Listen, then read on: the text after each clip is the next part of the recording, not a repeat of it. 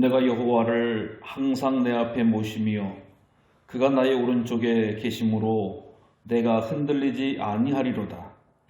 주께서 생명의 길을 내게 보이시리니 주의 앞에는 충만한 기쁨이 있고 주의 오른쪽에는 영원한 즐거움이 있나이다. 살아계신 아버지 하나님, 복되고 거룩한 날을 허락하셔서 주님 앞에 나와 엎드려 예배드리게 하심을 감사합니다. 주님, 우리 예배를 받아 주시옵소서. 우리 예배 위에 임하여 주셔서 모든 자가 복된 자리, 거룩한 자리, 승리의 자리에 참여하게 하여 주시옵소서.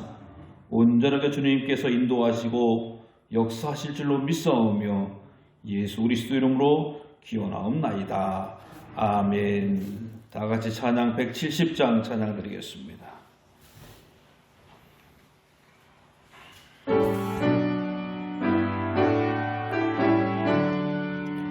내 주님은 살아계셔 날 지켜주시네. 그 큰 사랑에 나여서 나 자유 얻었네. 나의 구원 되신 주님, 내 소망 되신 주 항상 나와 함께하여 다시 오시리. 나를 거룩하게 하려 주 나를 부르네. 주의 내게 남겨 주 뜻을 이루리. 굳은 믿음 너 가지고 주 말씀 따르면 주님 다시 강림할 때 날 영접하시리.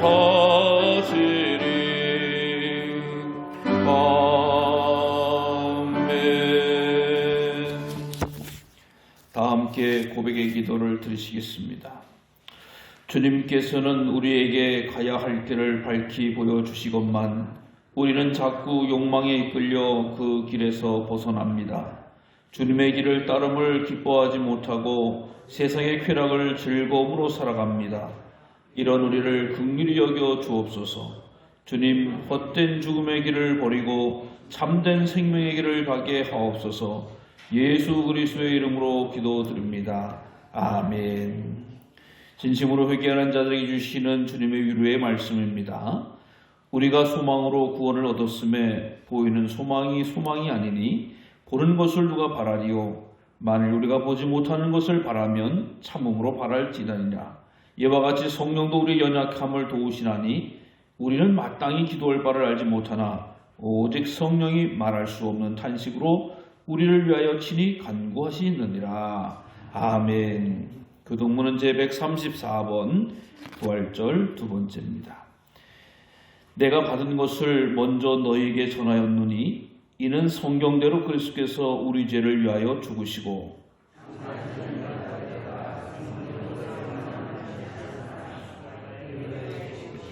후에 12 제자에게와 그 후에 500여 형제에게 일시에 보이셨나니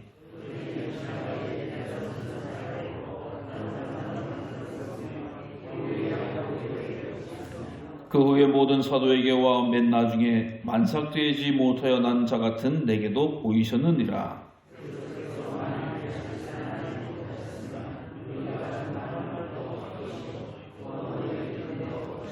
만일 그리스도 안에서 우리의 바라는 것이 다만 이 세상의 삶뿐이면 모든 사람 가운데 우리가 더욱 불쌍한 자이로라.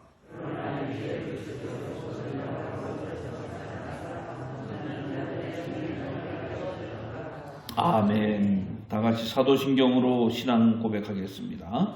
전능하사 천지를 만드신 하나님 아버지를 내가 믿사오며 그 외아들 우리 주 예수 그리스도를 믿사오니 이는 성령으로 잉태하사 동정녀 마리아에게 나시고 본디오 빌라도에게 고난을 받으사 십자가에 못 박혀 죽으시고 장사한 지 사흘 만에 죽은 자 가운데서 다시 살아나시며 하늘에 오르사 전능하신 하나님 우편에 앉아 계시다가 저리로서 산자와 죽은 자를 심판하러 오시리라. 성령을 믿사오며 거룩한 공예와 성도가 서로 교통하는 것과 죄를 사해 주시는 것과 몸이 다시 사는 것과 영원히 사는 것을 믿사옵나이다. 아멘. 예배를 위해서 조수인 권사님 기도드리겠습니다.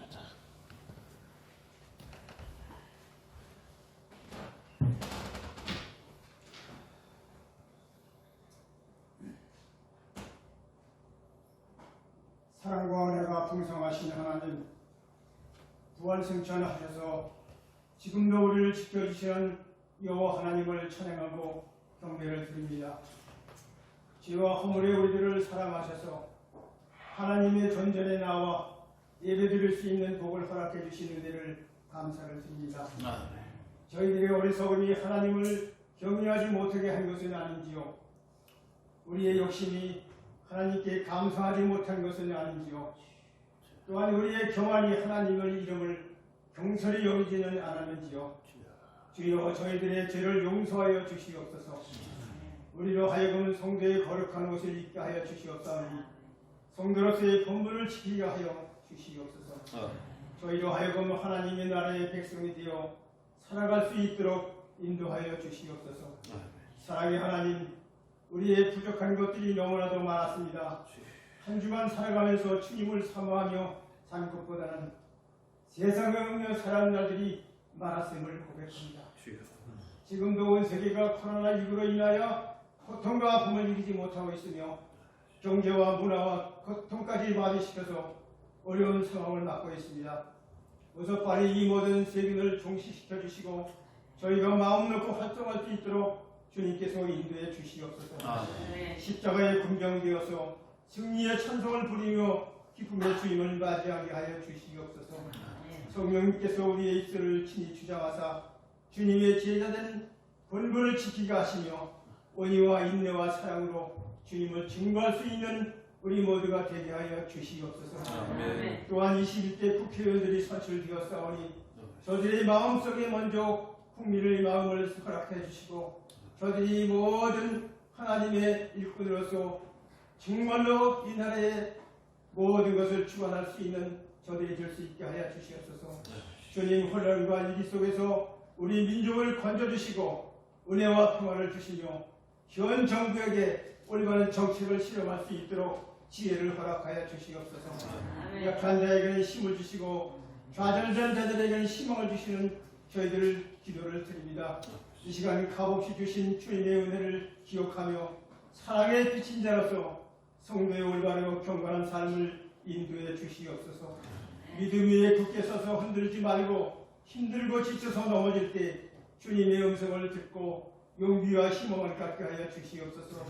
이 시간에 하나님 말씀을 전하시는 우리 목사님, 증인이로다 하는 말씀을 전하실 때 우리의 심령의 옥토의 밭이 되게 하시고 하나님의 말씀의 씨앗이 저희 마음에 심겨질 때에 많은 열매를 맺는 귀한 시간 되게 하여 주시옵소서. 허물과 죄를 위하여 우리를 정죄하지 마시고 하나님의 영광을 위하여 우리의 삶을 드릴 수 있도록 변화시켜 주시옵소서. 주님께서 저의 신방교회를 사랑하여 주시고 항상 각자에 인도해 주실 줄 믿습니다. 이제 예배의 첫 시간입니다. 끝나는 시간까지 악한 사탄들이 틈타지 못하도록 천군 천사로 지켜주실 줄 믿사오며 사랑이 많으신 예수님의 이름으로 기도드립니다. 아멘. 아멘.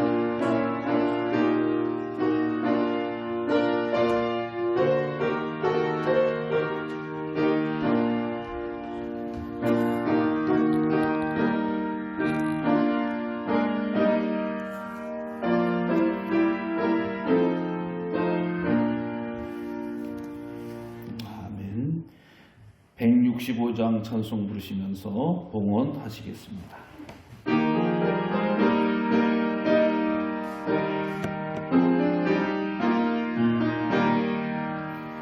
주님께 영광 다지서신 주 사망 권세 모두 이기시었네.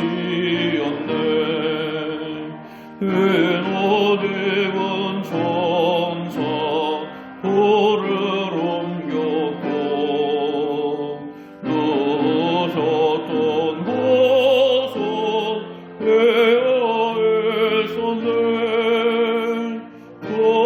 주님께 영광 다시 서신 주 사망 권세 모두 이기시었네. 부활의 주님 나타나시사 두려움과 한심 물리치셨네. 주의 교회 기뻐 찬송하여라. 다시 사신 주님 조금 이겼네. 주님께 영광 다시 사신 주 사망 권세 모두 이기시었네. 생명의 임금 영광의 주님 주님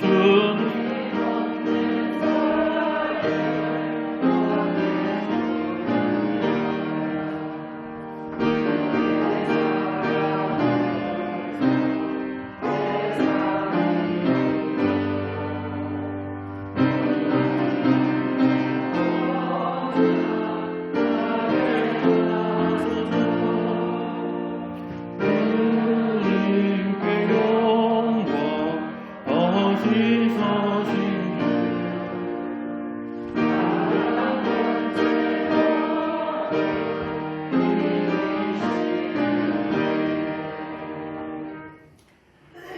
우리에게 생명을 허락하시고 부활의 소망을 주셔서 주님의 백성 하나님의 일꾼으로 살아가게 하심을 감사드립니다. 오늘도 부활의 기쁨과 흥분을 가지고 주님 앞에 나왔습니다. 세상의 염려보다는 주님의 사랑과 은혜를 기대합니다. 주여 우리에게 하늘문을 열어주셔서 하나님이 주시는 위로와 소망과 새 생명으로 충만케 하여 주시옵소서. 특별히 사랑하는 주님 앞에 허락하신 귀한 물질을 기도와 믿음과 정성을 다하여 구별하여 바치오니 그 손길을 복되게 하여 주시옵소서. 이 땅을 사는 동안 가난이 가까이 하지 못하게 하시고 빈곤이 물러가게 해 주시옵시며 하나님 주신 부요와 풍부함과 넉넉함으로 주의 영광을 드러나게 하시고 삶의 빛을 발할 수 있도록 성령이여 인도하여 주시옵소서. 어려움을 겪고 있는 자들을 긍휼히 여겨 주시옵시고 물질로 인한 시험 들지 않도록 성령이여 도우시고 은혜를 더하여 주시옵소서. 하늘 곳간에 쌓는 귀한 예물 하나님 영광 드러낼 수 있도록 하나님 사용하여 주시고 역사하여 주시옵소서. 우리 구주 예수 그리스도의 이름으로 감사하며 축복하며 기도드리옵나이다. 아멘. 네. 교회 소식을 전해드리도록 하겠습니다. 촛불을 보시기 바랍니다. 금주는 부활절 두 번째 주일이고요. 장애인 선교 주일입니다. 우리 코로나19가 벌써 2달째 접어들어서 많이들 힘들고 불편한데 조금만 더 견디면 좋은 효과가, 결과가 있으리라고 생각되었습니다. 어렵겠고 또 불편하겠지만은 주일 찬양 예배와 수요 예배는 기도문을 통해서 드려주시기를 바라고요. 속회도 잘 모여주시고 계시는데 기침여열이라면 참석해 주시를 마시기 바랍니다. 예, 우리 필사 성경 이제 바빠지셔서 쓰지 못하실 분들이 계실 텐데요. 이제 어느 정도 좀 쓰고 계신지, 어느 부분 쓰고 계신지를 이정미 권사 누가 지금 쓰고 계신지를 다시 한번 좀 정리하는 의미에서 어디까지 쓰고 있다라고 하는 것을 이정미 권사님에게 좀 알려주셔서 다시 준비하고 또 제가 또 필요한 대로 도와드릴 수 있는 대로 도와드릴 테니까 어쨌든 협력해 주시기를 바랍니다. 현재 내가 어디를 쓰고 있다라고 하는 것을 이정미 권사님한테 알려주시기를 바랍니다. 예, 지금 우리 속회 대신방을 춘교 대신방을 실시할 수 있는 시간이 많지를 않아서 어떻게 하면 좋을까 제가 별 생각을 다 했지만 다른 방법이 없을 것 같아요. 그래서 춘교 대신방을 속회 예배 시간에 제가 참여하는 것으로 하겠습니다. 혹시 기도 제목 있으시면 기도 제목 함께 주시기 바라고요.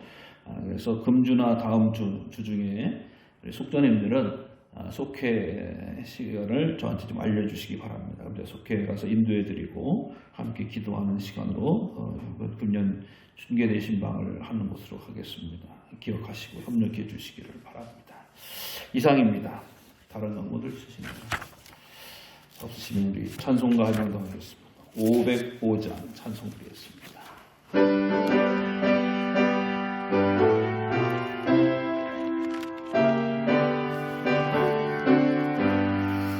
온 세상에 하여 나오는 전하래 한 백성 모두 나와서 주 말씀 들으라 배정에 빠져서 헤매는 자들아 주님의 음성 듣고서 너 구원 받으라 전하고 기도해 매일 증인 되리라 세상 모든 사람 다 듣고 그 사랑을 도름 온 세상에 하여 이 복음 전하리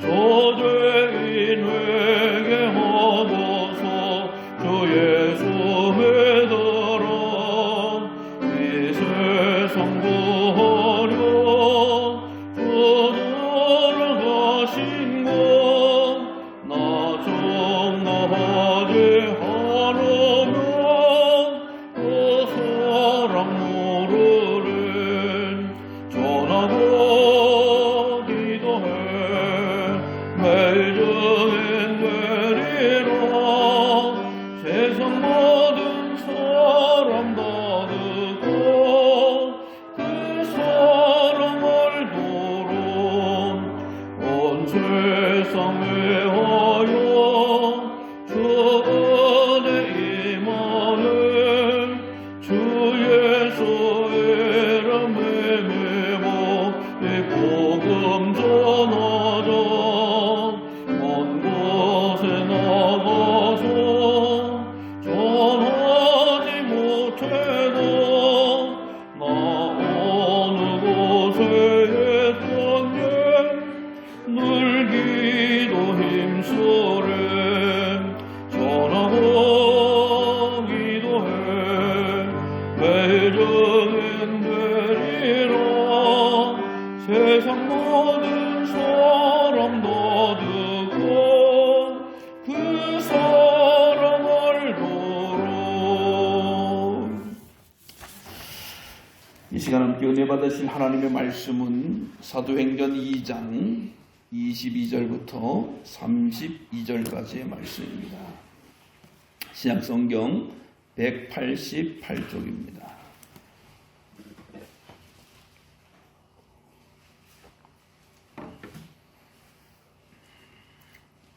사도행전 2장 22절부터 32절까지의 말씀 우리 함께 교독하도록 하겠습니다. 제가 먼저 읽겠습니다. 이스라엘 사람들아 이 말을 들으라. 너희도 아는 바와 같이 하나님께서 나사렛 예수로 큰 권능과 기사와 표적을 너희 가운데서 베푸사 너희 앞에서 그를 증언하셨느니라.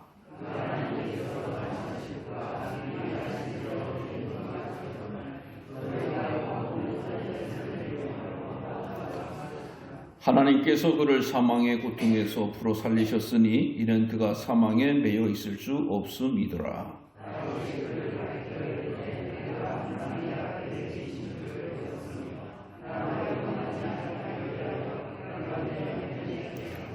그러므로 내 마음이 기뻐하였고 내 혀도 즐거워하였으며 육체도 희망에 거하리니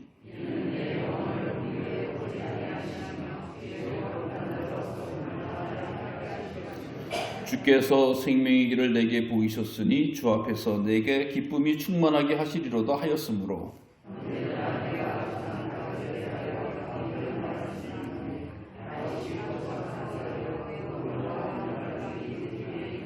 그는 선지자라 하나님이 이미 맹세하사 그 자손 중에서 한 사람을 그 위에 앉게 하리라 하심을 알고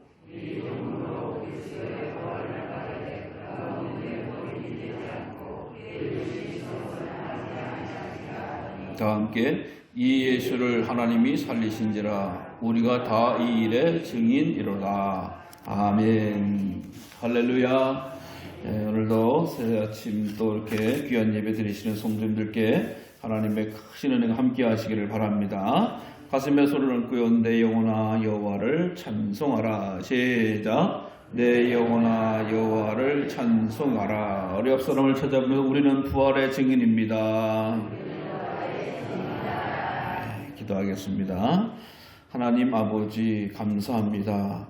세상에 죽음의 그늘이 덮고 있는 이때에 생명과 부활의 소망을 우리에게 주셔서 이기게 하시고 견디게 하시고 기도하게 하시고 예배하게 하심을 감사드립니다. 오늘도 저희가 자리를 구별하여 시간을 구별하여 예배 드리오니 우리 예배 가운데 임하셔서 하나님의 기쁨과 하나님의 살아계심을 넉넉히 경험하는 귀한 시간 되어지게 하여 주시옵소서.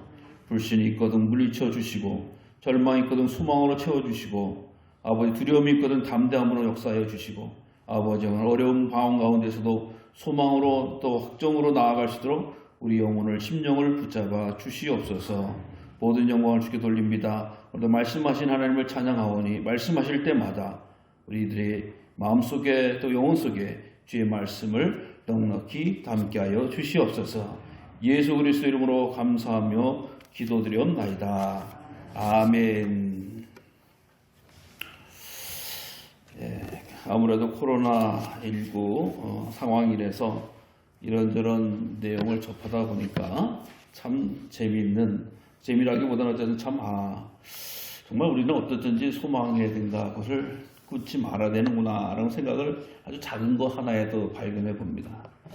우리나라가 이렇게 코로나19를 통해서 어떻게 보면 공교롭게도 위상이랄까요, 어떤 인지도가랄까요, 그것이 많이 높아지고 있다라고 하는 것이 언론뿐만 아니라 가까이서 외국에서 살고 계신 분과 교제를 해보면 그런 이야기를 듣게 됩니다.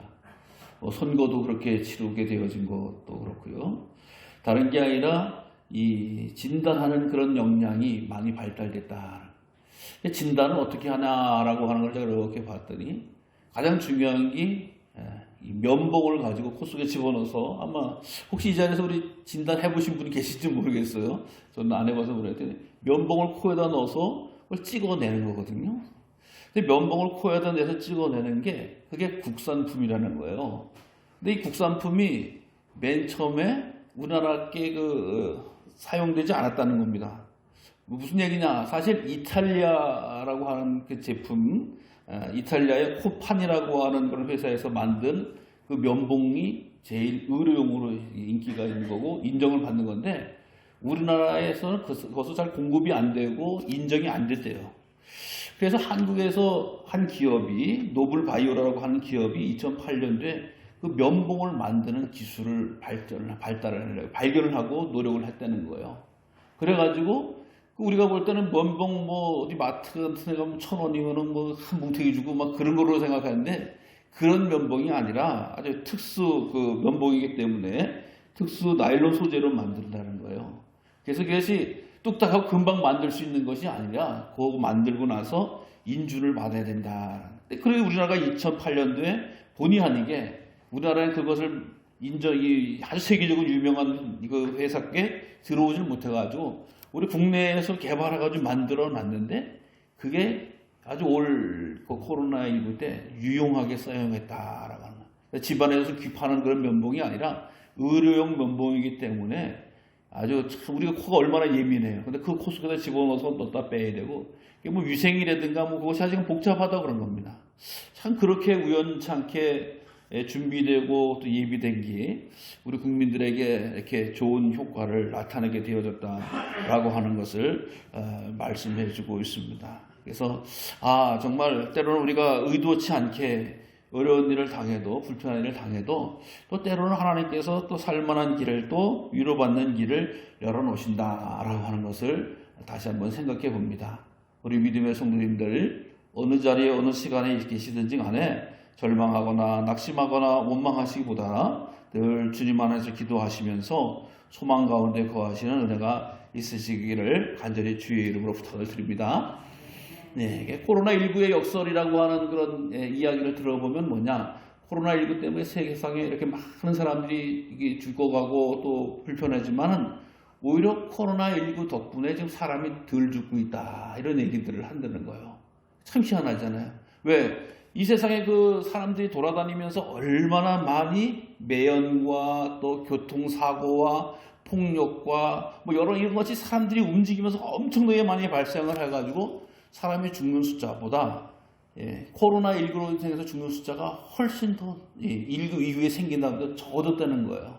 심지어 다른 나라 같은 경우는 내전, 즉 나라에서 스스로 전쟁하다가도 코로나19 때문에 전쟁하지 말자라고 하는 것 때문에 전쟁에 의해서 자동으로 몇천 명, 몇만 명이 죽어가다가도 그런 분들이 안 돌아가신다. 전쟁에 대해서 희생을 당하지 않으니까 이 죽는 일이 없어졌다라고 이야기를 하고 있습니다.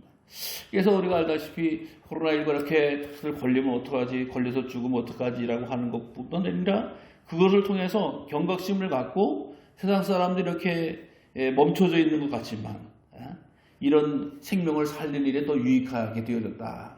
물론 이제 경제적인 것으로 볼 때는 참 어려운 부분이 우리가 도래하고 있어서 참 어려운 부분이 있지만은 어쨌든 간에 그 코로나19의 역설이라고 하는 것을 통해서 보면 어려운 것도 있고 또 귀한 것도 누리게 되어진다라고 하는 것을 알 수가 있습니다. 우리 오늘 그 사건 가운데 하나가 바로 예수님의 십자가의 사건 아니겠어요? 예수님께서 십자가의 사건에 달려 돌아가셨을 때 정말 가슴이 찢어지고 또 불편하고 안타까웠던 사람들이 예수님을 따르던 여인들이었죠. 마리아 막달라.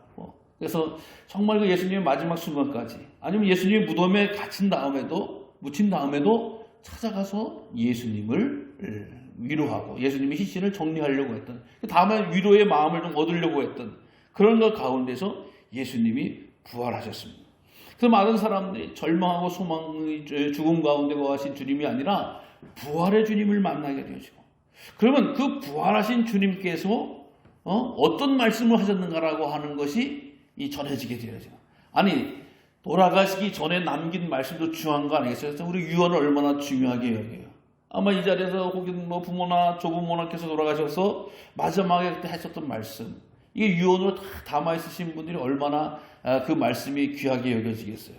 그런데 예수님은 죽었다 죽으실 때 말씀하신 것이 아니라 부활하시고 나서, 다시 살아나시고 나서 하셨던 말씀이 있는 거예요. 그러니까 다시 우리가 생각해 볼 때는 돌아가신 어머니가 다시 나타나서, 돌아가신 아버지가 다시 살아나셔서 내게 하셨던 말씀이라고 하면 아마 우리들이 몸소리 쳐질 정도로 귀하게 여기고 정말 소중하게 여기실 거예요. 그런데 예수님이 그 상황이라는 거죠. 부활하셨다는 것은 돌아가시고 나서 함께 부활하셔가지고 살아나셔가지고 말씀하신 것이 있다는 거죠. 그 말씀하신 것이 뭐냐? 내가 성령을 보내주리니 너희가 함께 모여 기도하라. 그래서 이 예수님의 제자들이 부활의 주님 남겨주신 그 말씀을 듣고 모여서 예루살렘에 모여서 기도하기 시작했잖아요. 그래서 마가의 다락방에 오순절날에 정말 예수님이 말씀하신 것처럼 바람 같은 불 같은 성령께서 임하여졌다라고 하는 거 우리가 너무나 잘 아는. 그러니까 부활의 주님의 말씀을 아주 그냥 생생하게 듣고, 오히려 예수님이 살아계시고 함께 있을 때는 말을 듣지 않고 잊어버리기도 하고 거역하기도 하고, 그런데 부활의 주님이 말씀하시니까 그걸 철떡까지 믿고 기다리게 돼요. 예수님을 기다린다라고 하는 것이 얼마나 두려운 일인지 알 수가 없잖아요. 왜냐하면 예수님을 죽였는데 살아났다라고 하는 소식이 로마뿐만 아니라 이 대제사장들에게도 큰 어떤 도전이고 큰 어떻게 보면 불쾌함일 수밖에 없는 거예요. 또 그래서 예수님을 믿는 무리들을 다 척결할 수 있는, 왜? 수계가 잡히기 때문이다라고 하는 그런 엄마무시하고 살벌한 상황이 벌어졌는데 예수님께서는 성령을 기다리라. 성령 받으세요. 성령을 받고 나서 베드로도 두렵고 떠나간 사람이 아니라 예수님에 대해서 증거하는 사람이 되기 시작했다. 그래서 오늘 본문의 말씀은 사실 베드로의 설교 가운데 나타난 그런 이야기죠. 베드로의 전반부도 있지만 오늘 후반부에 그 나타난 말씀이 있게 되어지는 것을 보게 됩니다. 그러면서 베드로가 부활에 대한 사건을 여러 가지로 설명을 하는 거예요. 부활에 대해서 예수님께서 이 땅에서 살아계셨고 하나님의 영광을 드러내셨고 또 그 부활의 영광이 그냥 나타난 것이 아니라 이미 다윗에게 말씀하셨던 대로 역사하셨고 나타나셨다. 그리고 우리가 부활을 경험하고 만났고 우리는 이 부활의 증인이다. 증인으로다라고 말씀하는 거예요.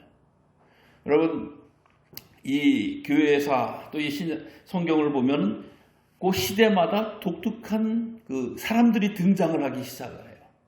우리가 알다시피 바리새인 사두개인은 구약 성경에 나오지를 않습니다. 그건 역사적인 시간이 쭉 흐르고 나서 신약에 등장하는 사람이 바리새인 사두개인이 등장을 하게 되는 거죠. 자, 우리 예수님과 관련된 사람들을 한번 생각을 해봅시다. 예수님이 활동하셨을 때 예수님께서 찾아다니면서 나를 따르라 내가 너를 사람 낚는 어부가 되게 하리라라고 해서 12사람을 부르셨어요. 그 사람을 예수님과 함께 있었을 때 뭐라고 하셨죠? 제자라고 했어요. 제자. 그래서 우리가 그 정신을 따라서 예수님을 따르는 자가 되자라고 해서 제자 운동, 제자가 됩시다 라고 했어요. 그래서 예수님이 친히 부르셔서 세운 사람이 12. 살아있을 때 12사람이 예수님의 제자라고 그랬어요. 근데 예수님의 제자가요, 예수님께서 십자가 달려 돌아가시고 부활하시면서 제자로 부르는 게 아니라 어떻게 불리기 시작을 했어요? 사도라고 불리기 시작했어요. 사도라고. 거의 똑같은 사람인데. 근데 사도라고 하는 사람이 되기 위해선 어떤 일이 있어야 되냐라고 하는 것을 보면 예수님과 함께 먹고 마시고 따르고 예수님이 부르셔서 세운 사람을 사도라고 했고 1차적으로. 그래서 우리가 12사도다라고 하는 말을 하는데 전혀 이상하지 않습니다. 물론 가룟 유다는 12사도가 라고 할 수가 없는 사람이긴 하죠. 그런데 바울 같은 경우는 어떻게 됐어요? 바울 같은 경우는 부활하신 주님께서 세우셔서 그래서 사도 바울이라고 하는 말을 붙이잖아요. 그래서 예수님의 시대에 따랐던 11명사가 이 사도 바울 이렇게 포함해서 한 사도다라고 부르는 사람들이 생겨났다. 사도라고 하는 말은 뭐예요? 사도라고 하는 말의 뜻은 어떻게 보면 대사다라고 하는 표현이거든요. 대언자다, 보내심을 받은 사람들이다라고 하는 거예요. 그래서 예수님께서 우리들에게 보내준 사람들, 이 세상에 보내는 사람들을 바로 사도다라고 하는 그런 일이 나타났어요. 그래서 똑같은 입장인데 예수님과 함께 있을 때는 제자였고 예수님이 돌아가신 다음엔 사도가 되는 겁니다. 이 사도들이 되어지면서 활동하면서 새로운 이름들이 생겨나기 시작하는데 먼저 오늘 말씀처럼 이 새로운 사도들을 통해서 나타나는 무리가 생기기 시작을 해요. 무리가 생기기를 시작을 하는데 오늘 베드로는 이 예수님을 만나고 부활 이후에 불려진 대로 사람들을 향해서 증인이라고 하는 말을 쓰기 시작했어요. 증인이다. 그래서 이 말의 뜻을 잘 기억을 하셔야 되는 거예요. 그러니까 제자가 증인이라고 하는 사도쯤 돼서 예수 믿는 사람들에게 우리는 증인이다, 우리는 증인이라고 해서 이 증인이라고 하는 말을 써요. 근데 사실 증인이라고 하는 말은 언제 쓰는 말이죠? 법정에서 쓰는 말이에요. 법정에서 쓰는 말이라고 하는 것은 아주 엄중한 진리와 또 사실에 근거하지 않고는 말을 해서는 안 돼요. 왜? 법정에서는 위증을 거짓말을 했다가는 다 그것이 죄가 되어지고 심지어 소란스러워도 죄가 되어지고 즉 그 자리에서 내가 증인이다라고 하는 것은 변함없는 확고한 사실이고 이건 진리입니다라고 하는 말이 그럼 뭐에 대해서 진리냐? 뭐가 사실이냐라고 하는 것을 이야기하는 거예요. 이것은 바로 기독교의 가장 중심이 되고 핵심이 되는 신앙 내용, 부활의 증인이다. 부활의 증인이다. 여러분, 증인되기 위해서는 뭐 선서 꼭 하잖아요. 무슨 뭐 청문회를 가도 그렇고, 어디 증인되기 위해서 선서를 하는 거예요. 그 말이 엄중한 거예요. 왜? 증인 말 한마디에 죄 없는 사람이 죄를 뒤집어 쓸 수도 있어요. 예? 죄를 뒤집어졌던 사람이 죄를 벗어날 수도 있는 거예요. 그러니까 증인이라고 하는 것이 얼마나 중요한지 성경에도 꼭 증인 두세 사람을 세워라라고 이미 구약에서부터 말씀을 해주고 있는 거거든요. 그러니까 예수님의 부활의 사건에 대해서 우리 기독교인이 차도들이 가장 중요하게 생각하는 증인이다라고 하면서 부활의 진리를 말씀해주고 있습니다. 사실 우리 기독교가 추구하는 바가 참 많은 것 같아요. 근데 가장 중심이 되고 그 기저에 깔려 있는 것은 부활에 대한 확신, 부활에 대한 증인을 길러내고 키워내고 훈련시키는 것이 얼마나 귀한 일인지 알 수 없어요. 사실 세상에 많은 종교가 다 선을 추구하잖아요. 여러분, 우리만 사랑을 추구합니까? 우리만 선을 추구합니까? 우리만 정의를 추구합니까? 그것이 아니에요. 세상의 고등 종교들은 다 이것을 기본적으로 갖고 있어요. 그런데 그럼 우리 기독교인의 특징은 뭐냐? 예수 믿는 사람들은 뭘 가장 귀하게 여기고 귀하게 믿느냐라고 이야기할 때 가장 똑똑한 말씀 증거는 바로 부활이다. 부활 사건이다. 부활 사건. 네. 이 부활 사건을 믿고 따르고 했던 사람들이 생겨나기 시작하는데 그것을 바로 크리스찬이다. 밖에서야 하는 얘기예요. 네. 사도들은 예수님을 믿는 우리들을 부활 사건에 참여한 많은 사람들을 우리는 증인입니다. 증인입니다. 여러분들은 증인입니다. 부활 사건에 여러분은 증인입니다라고 그렇게 외쳤는데 부활 사건을 외치고 믿던 사람들을 밖에 있는 사람들이 보기 시작하겠어요. 밖에 있는 사람들이 안디옥 교인들을 보고 당신들은 그리스도인이다라고 이야기 시작해요. 그러니까 유대인인 줄 알았어요. 맨 처음에는 유대교의 한 교회 유대교의 한 부파인 줄 알았어요. 유대교를 믿는 사람인 줄 알았는데 저 사람들은 다르더라는 거예요. 왜 다르냐라고 하는 것을 보면 예수님의 부활을 증거하고 예수님의 부활을 선포하고 예수님의 부활을 믿는 사람들이다라고 하는 거예요. 그래서 그리스도인이 되기 시작한 거예요. 그전까지 유대인인 줄 알았어요. 유대교인인 줄 알았다라고 하는 거예요. 그러니까 그들은 모여있을 때 하나님의 뿐만 아니라 예수님이 어떠한 분이신가라고 하는 것을 가르칩니다. 예수님이 어떠한 분이시냐라고 하는 것을 또 증거합니다. 예수님이 어떠한 분인 거라고 하는 것을 나타내는 사람들이 생겨났다라고 하는 거예요. 예수님이 어떠한 분이십니까? 예수님의 탄생에 대해서도 귀하게 여기잖아요. 성령으로 잉타해서 동정녀에게 탄생하셨던 분입니다. 그분이 활동하시고 그분이 가르쳤던 말씀은 이 세상에 있을 때에 하나님의 나라를 소개해주고 또 하나님의 나라에 들어갈수록 위로와 치료와 회복을 허락해 주셔서 누구든지 예수님을 만나면 천국을 맛보게 된다. 이 세상의 모든 문제가 아니고 주님 안에서는 자유함이 있고 기쁨이 있고 평안이 있다라고 하는 것을 말씀해 주기 시작을 하세요. 그런데 우리 그리스도인들은 거기서뿐만 이 세상의 삶에서 끝나는 것뿐만 아니라 십자가 너머 즉 죽음의 너머의 세상에 대해서 말씀해 주고 있는 거예요. 야, 예수님을 믿는 사람들은 영생한다라고 하는, 영생한다, 부활한다라고 하는 소망을, 참 소망을, 산 소망을 갖게 되어진다라고. 그렇지, 이 인간이 어떻게 이 육체로만 시간을 갖출 수가 있어? 영원한 삶까지도 우리 주님을 믿는 자들에게 허락해 주셨다라고. 그러니까 그것을 믿는 사람을 믿기 시작을 하니까 놀라운 변화가 나타나기 시작해요. 부활을 믿는 사람들이 가장 대표적으로 나타났던 증거가 있어요. 그게 뭔지 아세요? 로마에 가면 카타콤이라고 하는 지하 공동무덤이다. 뭐 우리 유튜브를 통해서 한번 보세요. 유튜브 자료가 많은 것들이 있지만 카타콤 지하 공동묘지. 그 공동묘지가 뭐예요? 완전히 죽은 곳이에요. 거기는 완전히 지금도 가보면 뼈가 있고 뭐 다 무덤이잖아요. 그 속에서 그리스도인들이 살아가기 시작해요. 정말 자꾸만 가식만한 그 광선을 맞이하면서 땅굴 속에서 살아가고 있는 사람. 사실 개념이 우리의 땅굴하고는 좀 다르긴 하죠. 가보시면 아시다시피. 땅굴이 좀 다르긴 하지만 어쨌든 카타콤이라고 하는 것은 지하에 개밀구처럼 파놓고 거기에 시신을 매장하는 그곳이에요. 근데 기독교인들이 얼마나 박해를 많이 받는지 예수 믿는다고 하니까 못 살게 하니까 거기를 들어가는 거예요. 거기 들어가서 살아가는 거예요. 거기 굴 속에 들어가서 땅굴 속에 들어가서 두더지처럼 살면서 그곳에서 예배합니다. 그래서 신앙을 지켜요. 거기서 자녀를 양육합니다. 거기서 믿음의 전수가 일어나는 것입니다. 여러분, 나 예수 안 믿어요. 나 부활 안 믿어요. 그러면 대명천지에 올라와서 살아도 누가 뭐랄 사람 아무도 없는 거예요. 아니 내가 예수 안 믿고 내가 편안하게 산다고 해서 나와 사는데 땅 위에서 사는 것이 사람이 사는. 근데 나는 예수님을 믿는 사람입니다. 근데 나는 이 정말 부활의 소망으로 가득 찬 사람이에요. 이 땅에서의 삶이 영원한 삶이 아닌 것을 내가 믿고 나를 영생으로 구원으로 인도하실 분은 이 부활하신 예수 그리스도십니다.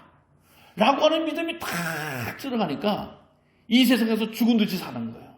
땅굴 속에서 사는 거예요. 땅굴 속에서. 얼마나 힘들어요. 여러분 우리가 알다시피 사람 몸도 햇볕을 제대로 못 보면 온몸에 곰팡이가 피잖아요. 우리야 워낙 햇볕이 좋으니까 얼마나 사람 그러니까 외국 사람들이 그냥 위통을 벗고 그냥 뭐 남녀노소 불구하고 해만 뜨면 벗고 다닐 수밖에 없는 게 그러지 않고선 감당을 못 하는데 자기 그게 뭐 창피로운 일이에요. 우리나라처럼 햇빛 좋은 사람들한테 창피한 일이라고 생각하지만 근데 그 속에서 그걸 살아가고 있는 게 다른 게 아니에요. 예수님을 믿고 부활의 소망 그거 하나 가지고 살아가는 거예요. 살아가는 거예요. 여러분 그것이 어떻게 가능하게 되어졌습니까? 그것은 바로 그들이 주님의 부활을 경험한 주님의 귀와 부활을 맛본 일이 있어졌기 때문인 줄로 믿으시기를 바랍니다. 우리가 이 세상을 살아간 동안 여러 가지 이 일도 귀한 일도 해야 됩니다. 자녀로서 아비와 어미로서 또 이 지역의 사람으로서 얼마나 해야 될 일들이 많이 있어요. 네. 정말 뭐 세상 일도 너무 바빠가지고 신앙생활 잘 못하는 분도 있습니다만은 하나님 우리에게 보내주실 때는 다 사명이 있어서 그냥 내가 그 일을 하는 것도 주님의 은혜고 또 내가 해야 될 일이다라고 해서 때로는 정치도 해야 되고 때로는 장사도 해야 되고 때로는 교육도 해야 되고 뭐 여러 가지 사업도 해야 되고 다 그런 일을 하면서 주의 영광을 이루는 것이 건강한 사회고 또 건강한 공동체죠. 우리가 맨날 이렇게 모든 사람이 다 모여서 교회에 앉아가지고 기도만 하고 있으면 하나님 기뻐하신 세상 아니잖아요. 우리가 은혜 받고 힘 얻어서 세상 나가서 하나님의 영광과 빛을 드러내라고 주님께서 우리를 주신 거지. 그러니까 우리들이 해야 될 일이 많은 거예요. 각자 가서 해야 될 일이 얼마나 많은지 알 수가 없어요. 사명인 거예요. 그거는 직업이 사명이라고 우리 기독교는. 그렇기 때문에 주신 직장에서 최선을 다하고 거기서 열심히 살아가야 되는 것이 우리가 해야 될 일이에요. 그런데 가장 중요하고 귀한 근본적으로 해야 될 일 가운데 하나는 바로 나는 예수 그리스도의 증인입니다. 증인입니다. 뭐의 증인이냐? 주님이 3일 만에 부활하셨습니다. 살아계신 주님의 증인입니다. 증인이라고 하는 것은요, 사실인 거예요. 진리인 거예요. 이 증인이라고 하는 것은 꺾여서는 안 된다라고 하는 거예요. 내놓자 포기해서는 안 된다라고 하는 거예요. 여러분 성경은 하나님을 증거했던 증인들의 역사라고 할 수가 있는 거예요. 출애굽기를 보면 모세가 바로에게 들어갈 때 놀러가서 바람을 거 아니야. 내 민족을 달라 하나님을 예배해야 되겠다. 살아계신 하나님을 증거해야 되겠다라고 하는 것을 가지고 바로에게 들어갔어요. 바로에게 들어갔다라고 하는 게 놀러 가는 겁니까? 목숨 걸고 들어간 거예요. 여러분들 우리가 아무리 했던 사람들 청와대에 들어가겠다고 생각을 해보세요. 지금 청와대 앞까지는 가지만 그 안에 아무나 못 들어가는 거예요. 거기 들어가겠다 나 하겠다고 하면 잘못된 사람이라고 오해받기도 하고 얼마나 힘든 일이 벌어져요. 근데 모세가 그 일을 바로 앞에 나가서 하나님의 증인, 살아계신 하나님이기 때문에 나는 이 백성과 함께 예배해야 되겠습니다. 라고 해서 들어간 거예요. 달래 들어간 게 아니라고요. 살기 좋은, 이스라엘 백성도 가나안 땅으로 옮기기 위해서 한다고 하는 게 아니에요. 예배하기 위해서, 하나님 앞에 제사하기 위해서. 나 이거 하는 겁니다. 그리고요, 하나님의 살아계심을 또 나타냈던 사람 가운데 하나가 누구예요? 엘리야라고 하는 사람 아니겠습니까? 가장 암울한데, 가장 어떻게 보면 사단의 권세가 이 유대 주님 하나님 앞에 반배하는 그런 권세가 얼마나 들끓었는지 잠시 몰라도 막 그 이방 선지자가 850명이나 모였다는 거지. 거기서 일대에 850명이 막 싸워야 되는 그런 상황 아니겠어요? 그러나서 하나님의 살아계심을 나타냈을 때 뭐라고요? 많은 사람들이 뭐라고 이야기를 했어요. 그 재단에 불이 확 내리니까 엘리야 당신 대단합니다. 당신 박수 친 게 아니에요. 야, 여호와 하나님이 살아계신 분이구나. 하나님이 살아계신. 엘리야는 자기 목숨을 걸고 850명하고 이방 선지자, 바알 선지자 850명하고 싸운 거예요. 하나님이 살아계시기 때문에 그것을 증거하고 자기 목숨을 걸고 내놓고 선포했다라고 하는 것이라고 하는 것이죠. 마찬가지 아니겠어요? 세례 요한과 같은 경우도 마찬가지입니다. 나는 이 세례 요한이 나는 주의 길을 예비하는 자다라고, 내 뒤에 오시는 분은 얼마나 큰지 나는 그 신발끈도 매지 못할 정도다라고. 예수님을 보자마자 자 보라 저는 하나님의 어린 양이로다라고 이야기해. 즉 그가 요단강에서 세례를 베풀면서 선지자요, 다시 오랜만에 나타난 우리 민족의 선지자라고 하는 그런 것을 이야기하고, 다 추앙하는데도 불구하고 자기의 영광을 취한 것이 아니라 예수님을 높이고 예수님을 준비하고 예수님을 나타냈다는 그 일에 대한 이야기. 또 우리가 사도행전을 통해서 오늘 말씀처럼 부활하신 주님에 대해서 고백하고 증거하는 이 역사가 얼마나 풍성한지 알 수가 없는 거예요. 여러분, 우리 신앙이 이제 오랫동안 돼서 부활에 대해서, 주의 말씀에 대해서, 기독교의 진리에 대해서 때처럼 그냥 그런 거 다 똑같은 것 같은 생각이 들 때도 있습니다만은, 다시금 부활절기를 맞이해서 기독교의 생명은 뭐예요? 예수님의 부활을 증거하는 일이에요. 내가 이의 증인입니다. 부활하신 주님의 증인입니다. 살아계신 주님이 증인입니다. 나는 주님을 만난 사람입니다. 예수 믿으면 그래서 주님께서 나를 이렇게 바꿔주셨습니다. 새롭게 해주셨습니다. 소망 가운데 거하게 해주셨습니다 하고 우리들의 입술을 통해서 증거되는 역사가 나타나야 될 줄로 믿으시길 바랍니다. 증인은 말을 해야 되는 거예요. 증인은 입을 꽉 닫고 있는 사람을 증인이라고 하지 않습니다. 진리에 대해서, 사실에 대해서, 생명에 대해서, 은혜에 대해서, 구원에 대해서 입을 벌려 말하는 거예요. 교회 갔다 왔어. 네, 갔다 왔어요. 끝나는 게 아니고 오늘 하나님이 무슨 말씀을 하셨는지, 무슨 감동을 주셨는지 말씀을 하셔야 돼요. 증거를 하셔야 돼요. 난 주님의 증인이 되어야 돼요. 그래서 우리들이 잠잠하고 가만히 있는 것이 아니라 밖에 나가서 예수님의 자랑을 많이 하시고 하나님의 영광을 입술로 드러내시고 찬양으로, 감사로, 또 고백으로, 간증으로 넉넉히 드러내실 때 우리 주님이, 살아계신 주님이 내 안에 더 풍성하게 역사하시고 우리의 삶을 주장하시고 인도하신 큰 역사가 나타날 줄로 믿고 부활의 소망으로 충만하신 저와 우리 모두가 되어지기를 간절히 주님의 이름으로 축원합니다. 하나님 아버지 감사합니다. 생명 주시고 인도해 주시되 또 부활의 소망을 부어주시니 감사를 드립니다. 우리의 사명, 부활의 증인된 삶을 살아갈 수 있도록 넉넉한 믿음을 허락해 주시고 이 부활절의 소망 가운데 온전히 거할 수 있도록 은혜를 부어 주시옵소서. 예수 그리스도의 이름으로 감사하며 기도드리옵나이다. 아멘. 621장 찬송하시고 축도함으로 예배를 마치겠습니다.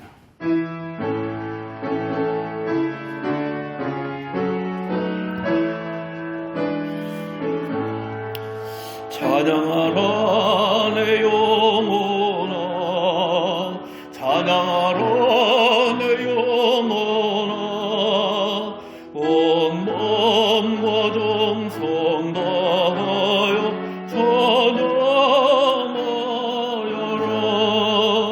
경배하라 내 영혼아, 경배하라 내 영혼아, 온 마음과 정성 다하여 경배하라.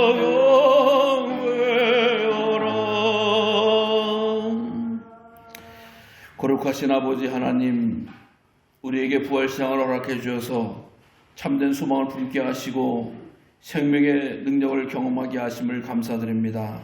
주님, 이 세상 창고라고 하는 코로나19를 통해서 저희들 잠시 두려워하고 잠시 겁나고 걱정이 되지만 모든 사망문체 정복하시고 부활 승리하신 주님을 바라보게 하시며 넉넉한 믿음을 지켜 승리하게 하여 주시옵소서.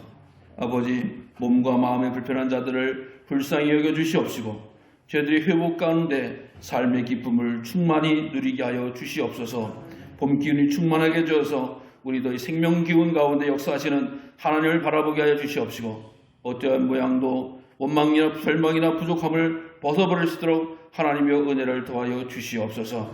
이제는 우리에게 영원한 소망과 생명을 갖게 하시는 아버지 하나님의 놀랍고 크신 사랑과 우리에게 참 소망으로 오셔서 부활 승리를 하신 예수 그리스도의 은혜와 성령께서 동행해 주옵소서.